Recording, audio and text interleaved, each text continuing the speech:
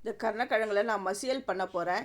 இது என்ன சொரா புட்டா அப்படின்னு கேட்பாங்க. அந்த அளவுக்கு சொரா புட்டு டேஸ்ட்டில் இது இருக்கும். ஃபஸ்ட்டு இந்த கருணக்கிழங்குலாம் நல்லா வேக வச்சுக்கிட்டு தோலெல்லாம் எடுத்துட்டு நல்லா மசிச்சுக்கணும்.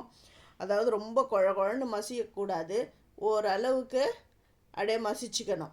அப்படியே கையில் அப்படி எடுத்தோம்னா அப்படியே நல்லா மசிச்சு வரணும். அந்த அளவுக்கு இந்த மாதிரி மசிச்சு வச்சுக்கணும்.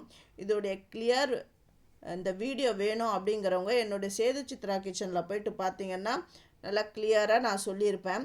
இதுக்கு கருவேப்பிலை, கொத்தமல்லி, பச்சை மிளகாய், இஞ்சி, பூண்டு, வெங்காயம். இஞ்சி பூண்டெல்லாம் நல்லா சின்னதாக நறுக்கணும்.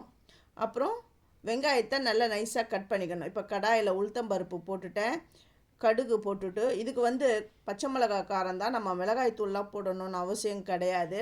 இந்த இது சாப்பிட்டிங்கன்னா அப்படியே இந்த சொரா புட்டு சாப்பிட்ற அந்த டேஸ்ட்டில் இருக்கும். இப்போ இந்த உளுந்து கொஞ்சம் லைட்டாக செவந்த உடனே பெருங்காயம் கொஞ்சமாக நான் சேர்க்குறேன். அதாவது ஒரு 1/2 ஸ்பூன் பெருங்காயம் நான் சேர்த்துட்டு இப்போ வெட்டி வச்சுக்கிற இஞ்சி, பூண்டு, பச்சை மிளகாய், கருவேப்பிலை இதெல்லாம் நான் சேர்த்துட்டேன். இதெல்லாம் நல்லா எண்ணெயில் நல்லா ஃப்ரை ஆகணும். அந்த அளவுக்கு நல்லா வதக்கிக்கிறேன். இது அவ்வளோ சூப்பராக இருக்கும். கருணக்கிழங்கு சாப்பிடாதவங்க கூட இந்த மாதிரி நீங்கள் செஞ்சு கொடுத்தீங்கன்னா அவ்வளோ சூப்பராக நல்லா சாப்பிடுவாங்க. நல்லா வதங்கிட்டோன்னே இதுக்கு மஞ்சப்பொடி சேர்க்கணும்.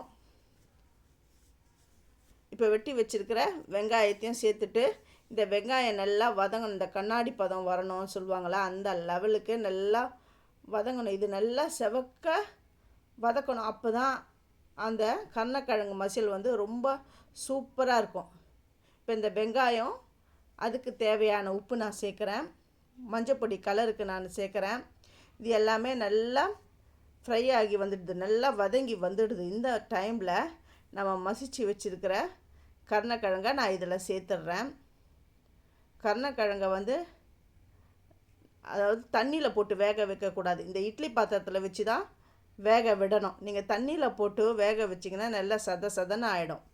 அதனால் இட்லி பாத்திரத்தில் வச்சு வேக வச்சுக்கோங்க. நல்லா அவிச்சு எடுத்துக்கோங்க. இப்போ எல்லாமே நல்லா ஒன்று சேர்ந்து வர அளவுக்கு கலந்து விடுங்க. நம்ம ஆல்ரெடி உப்பு போட்டுட்டோம் வெங்காயத்துக்கு. இப்போ இந்த கருணக்கிழங்கு தேவையான உப்பு நான் சேர்த்துடுறேன். உப்பு திட்டத்தை பார்த்துக்கோங்க, பார்த்து செய்யுங்க. இது எல்லாமே ஒன்று சேர்ந்து வந்த உடனே நறுக்கி வச்சுருக்கிற கொத்தமல்லி தழையை இதில் நான் தூவிடுறேன். இது அவ்வளோ சூப்பராக இருக்கும். நீங்கள் இதை உங்கள் வீட்டில் செஞ்சு பார்த்துட்டு எப்படி இருந்ததுன்னு எனக்கு கமெண்ட் பண்ணுங்கள். சூப்பரான கருணக்கிழங்கு மசியல் ரெடி ஆகிடுது. தேங்க்யூ.